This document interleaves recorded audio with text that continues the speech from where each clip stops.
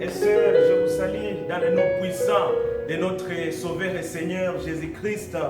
C'est encore une très grande opportunité d'être dans la présence de Dieu avec vous cet après-midi. Comme nous vous avons promis que chaque jour, selon que le Seigneur nous fera grâce, nous serons en train de partager la parole de l'Éternel avec vous. Devant vous, c'est le pasteur Aquanine du centre missionnaire Jésus la réponse à Kinshasa.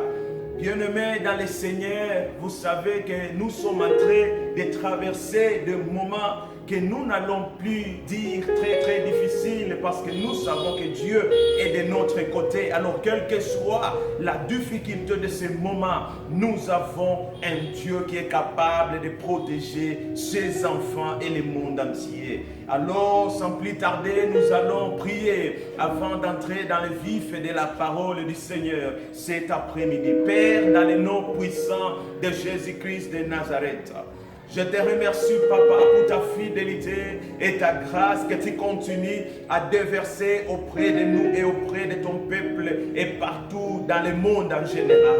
Merci, Esprit de Dieu, parce que c'est toi qui parles à tes enfants, c'est toi qui communiques la vérité. Et je demande, Père, que cet après-midi, tu nous parles encore. Au nom de Jésus-Christ de Nazareth, nous avons ainsi prié.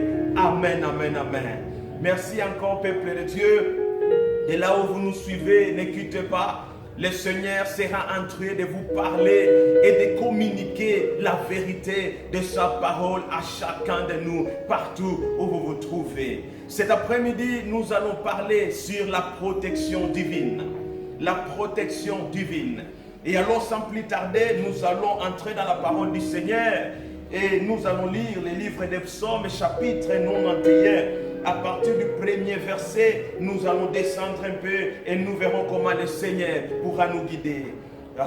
J'aimerais qu'on lise même tous ces chapitres-là parce que ça renferme des secrets, des choses intéressantes en ce qui concerne la protection divine. Mais voyons voir jusqu'où nous pourrons arriver. Celui qui demeure sous l'abri du Très-Haut repose à l'ombre du Tout-Puissant.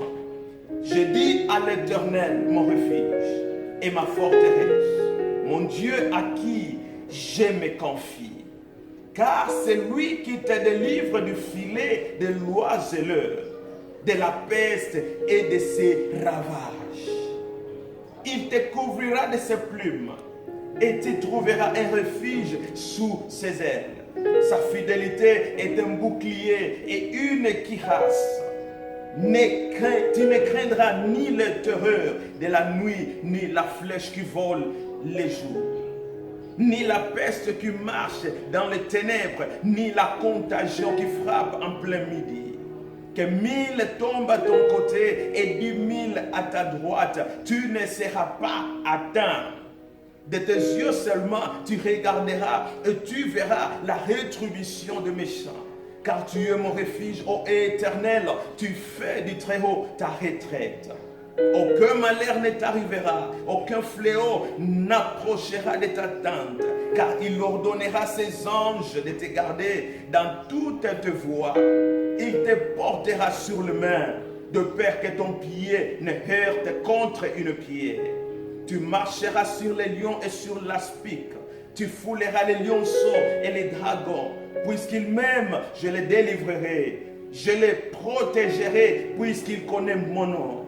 Il m'invoquera et je lui répondrai. Je serai avec lui dans la détresse. Je les délivrerai et je les glorifierai. Je les rassasierai de longs jours et je lui ferai voir mon salut. Dit la parole de l'Éternel. Bien-aimés dans le Seigneur, vous savez, selon la parole de l'Éternel, que le Dieu que nous servons, il est le Dieu qui prend la responsabilité de protéger ses enfants. Ces enfants sont toutes personnes qui ont reçu Jésus comme Seigneur et Sauveur. Comme tout Père, le Dieu que nous servons, peuple de Dieu, il nous couvre, il nous protège. Alléluia. Nous ne devons pas s'inquiéter en ce moment. Nous ne devons pas avoir peur en ce moment. Parce que notre Dieu, il a promis et il est fidèle de nous protéger. La protection divine est une garantie pour chaque enfant de Dieu. Tout enfant de Dieu, il est protégé par les anges de l'Éternel. Il est protégé par la main de l'Éternel. Il est protégé par le sang de Jésus-Christ de Nazareth. J'aime beaucoup l'écrivain de Psaume 91. Ça parle directement et pleinement de la protection que nous recevons de la part de l'Éternel. Vous savez, ce monde est plein de problèmes. Ce monde est plein des attaques de l'ennemi. D'ici et là, vous écoutez des situations qui se passent jour et nuit. Il y a des guerres qui se passent partout. Il y a des problèmes qui se passent partout. Et tout cela a comme mission de fragiliser l'Église, a comme mission de fragiliser le peuple de Dieu. Mais nous qui avons Jésus comme Seigneur et Sauveur, nous avons l'espoir. Il est notre papa, il nous protège, il nous garde. Jour et nuit, nous sommes entre ses mains et personne ne peut nous ravir de la main de Dieu. Alléluia. Nous devrons être contents, nous devrons nous réjouir, nous devrons mettre la peur de côté parce que Dieu nous a promis qu'il va nous protéger. Gloire au Seigneur. Vous savez que le monde entier est en train de traverser de moments bouleversants avec cette maladie coronavirus. Vous savez, peuple de Dieu, personne ne comprend mais comment cette maladie est venue, pourquoi maintenant et comment cette maladie arrive à terroriser le monde entier. Vous verrez même l'Occident qui se croyait fort et puissant et elle a été frappé par cette maladie. Le monde entier est affecté par cette maladie. Et cela peut nous donner encore une leçon que sans Dieu nous ne pouvons rien. Sans Dieu nous ne pouvons fuir nulle part. Même les puissants de ce monde, peuple de Dieu, ils ne savent pas où aller. Il n'y a pas d'endroit où se cacher. Il n'y a pas d'endroit où fuir cette situation. Même les pays les plus protégés, qui ont des armées les plus puissantes, ils ne savent même pas comment intervenir dans cette situation. Et tout cela continue à nous révéler combien l'humain est faillible, combien l'humain est limité. Là où nous avons mis notre foi, nous sommes en train de voir que l'endroit là n'est plus signe. L'endroit là n'est plus protégé, peuple de Dieu. Mais qu'est-ce que le Seigneur nous dit cet après-midi? Regarde encore le premier verset. Il dit, celui qui demeure sous l'abri du Très-Haut repose à l'ombre du Tout-Puissant. L'abri du Très-Haut, c'est la présence de l'Éternel. Ce n'est pas seulement l'église physique comme nous la voyons. Ce n'est pas seulement, je ne sais pas, les lieux les plus saints, comme on nous dit, certains lieux sont les plus sûrs. La présence de Dieu, elle est partout. Parce que même la Bible nous dit d'où est-ce que nous pouvons fuir la présence de l'Éternel. L'Éternel, il est avec nous. Il est avec nous dans la rue. Il est avec nous à l'église. Il est avec nous en dehors de l'église. Il est avec nous à la maison. Quand nous marchons, quand nous nous promenons, partout où nous partons, la présence de Dieu est avec nous. Et nous connaissons très bien que le Dieu que nous servons, il est saint. C'est un Dieu qui n'aime pas le péché. C'est un Dieu qui n'aime pas la désobéissance. Alors chaque enfant de Dieu qui a fui le péché, chaque enfant de Dieu qui s'est confié à l'Éternel, il est sous l'abri du Très-Haut. Chaque fois, nous arrangeons notre vie pour plaire au Seigneur. Chaque fois, nous arrangeons notre vie pour marcher selon la parole de l'Éternel. Directement, nous sommes sous l'abri du Très-Haut. Nous sommes sous sa protection. Et depuis la création de la terre jusqu'à aujourd'hui, il n'y a pas eu une seule puissance qui a été capable de détrôner le Seigneur. Il n'y a pas eu une seule force qui a été capable de résister la force de l'Éternel. Dans ce main, nous sommes protégés. Dans ce main, nous sommes couverts. Dans ce main, nous sommes gardés. Et rien ne pourra nous toucher. Quelle que soit cette maladie, elle n'arrivera pas dans ta maison. Quelle que soit cette maladie, elle ne te touchera pas. Quelle que soit cette maladie, elle ne visitera pas tes enfants. Elle ne visitera pas ta maison dans le nom puissant de Jésus-Christ. Alors s'il y a une chose que chaque chrétien doit faire, c'est de se plier à la volonté du Seigneur. C'est de prier le Seigneur. C'est de chercher la face du Seigneur. Vous voyez, si nous nous donnons à la peur, alors nous allons succomber comme tout le monde. Nous sommes l'église de Jésus-Christ. Nous sommes le peuple élu et choisi de Dieu. Nous sommes la lumière du monde, peuple de Dieu. C'est à nous d'éclairer le monde. C'est à nous d'encourager le monde. C'est à nous de fortifier le monde. Alors le moment est là où nous devons prouver que nous sommes le peuple de Dieu. Nous devons prouver que nous avons la parole de vie. Le monde qui ne sait plus où courir. Le monde qui ne sait plus quoi faire. Mais maintenant, la seule solution qui reste, c'est le Seigneur Jésus-Christ de Nazareth. Je me souviens avant que tout ceci n'arrive, le Seigneur m'avait donné un songe, peuple de Dieu. Parce que maintenant que je commence à bien comprendre ce que Dieu était en train de nous dire. Vous savez, rien n'arrive par surprise. Le Seigneur, avant de faire quoi que ce soit, avant de permettre quoi que ce soit, il parle toujours à ses serviteurs, les prophètes. Et je crois que c'était dans le mois de janvier. Et j'avais eu ce songe, peuple de Dieu. Je vis le monde entier entrer dans une obscurité. Et cela avait pris 2 semaines, 14 jours. Tout le monde était dans l'obscurité. Il y avait personne qui savait où aller, comment marcher. Ça terrorisait tout le monde. C'était une chose qui n'avait jamais arrivé sur terre. Et je me souviens, chaque personne courait dans les boutiques pour acheter des torches. Parce que toutes les personnes comprenaient déjà que l'obscurité qui va venir va être terrible sur terre. Personne ne saura comment marcher, personne ne saura comment partir. Alors chaque personne courait dans les magasins pour essayer d'acheter quelque chose, pour avoir au moins une torche pour éclairer le moment où cette obscurité-là va frapper. Alors je comprends, Dieu nous parlait de cette situation. Il nous parlait de ce corona. Si tu regardes partout dans le monde aujourd'hui, il y a l'obscurité qui a frappé le monde. Les gens ne connaissent plus quelle voie poursuivre. Ils ne comprennent plus quoi faire. Ils sont dans l'obscurité, peuple de Dieu. Vous savez, chaque fois, il n'y a pas connaissance de quoi faire. C'est une obscurité. Parce que personne ne sait comment avancer. Personne ne sait comment guérir cette maladie. Personne ne sait comment avoir les vaccins. C'est une obscurité qui est en train de frapper le monde.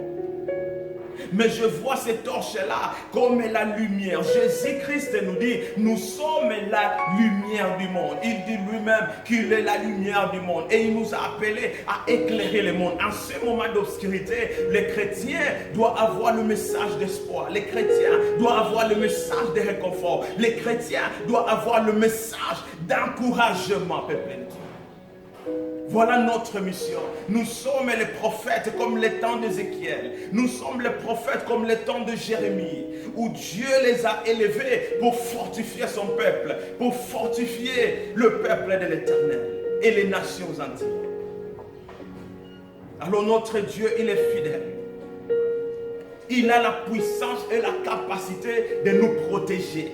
Il est le Dieu qui sait comment couvrir ses enfants. Je commence à déclarer sur la maison de chacun de nous que l'Esprit de Dieu vous couvre, que la présence de Dieu vous protège, que la main de Dieu vous couvre dans le nom puissant de Jésus-Christ de Nazareth. Je déclare au nom de Jésus-Christ, partout où vous êtes, que ce soit en Amérique, que ce soit en Australie, que ce soit en Asie, que ce soit en Europe, en Afrique, vous êtes couverts dans le sang de Jésus-Christ de Nazareth.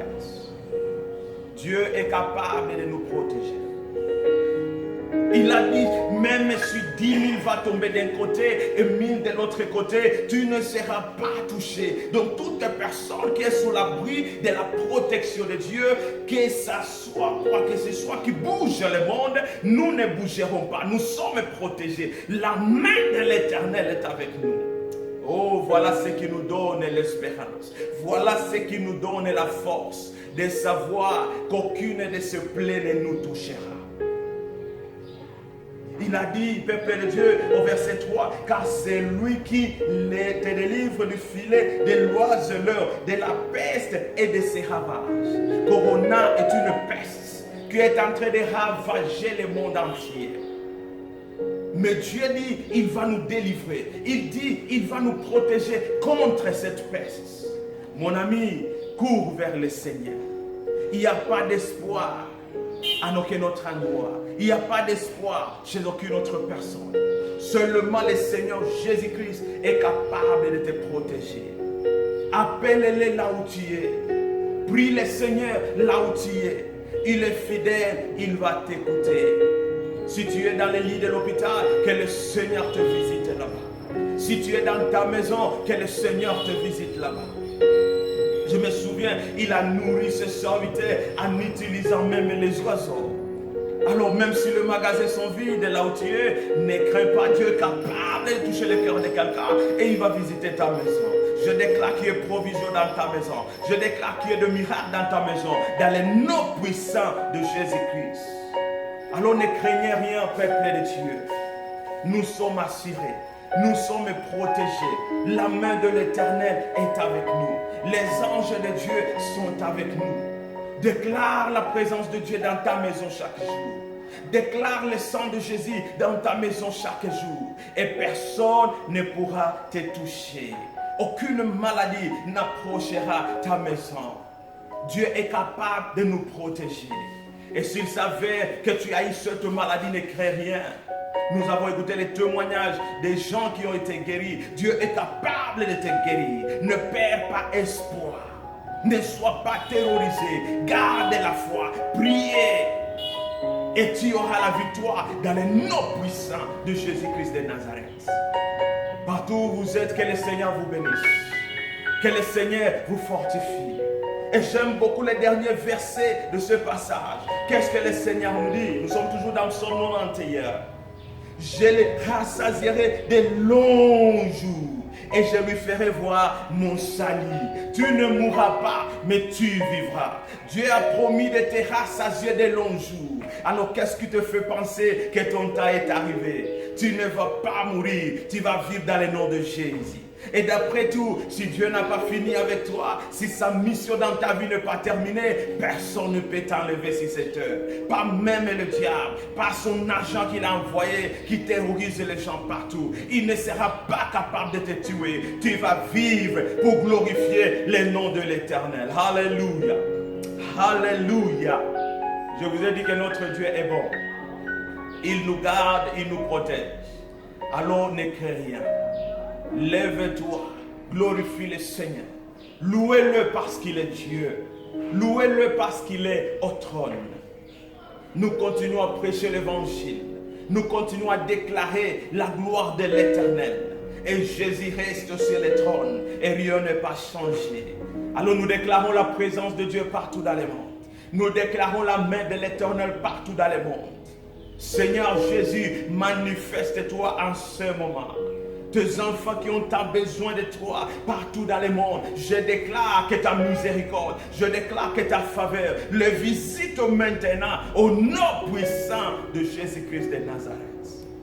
Reçois la paix de l'Éternel. Reçois la grâce de l'Éternel. Peuple de Dieu, c'était le pasteur Akwanine du centre missionnaire Jésus, la réponse à Kinshasa. Je vous salue tous dans le Seigneur. Et contactez-nous, nous sommes sur Facebook. Vous pouvez nous écrire, c'est Akwanine Lwamira. Vous avez besoin de la prière, appelez-nous sur le plus 243 9 99 013 466. Je répète, plus 243 9 99 013 466. C'est le moment de se fortifier mutuellement. Ne perds pas la foi. Garde la foi. Je te recommande Psaume 91. Continue à lire ce passage à la maison. Déclare ce passage dans ta famille. Et rien ne vous arrivera. Au nom de Jésus-Christ de Nazareth. Que le Seigneur vous bénisse. À la prochaine. Merci.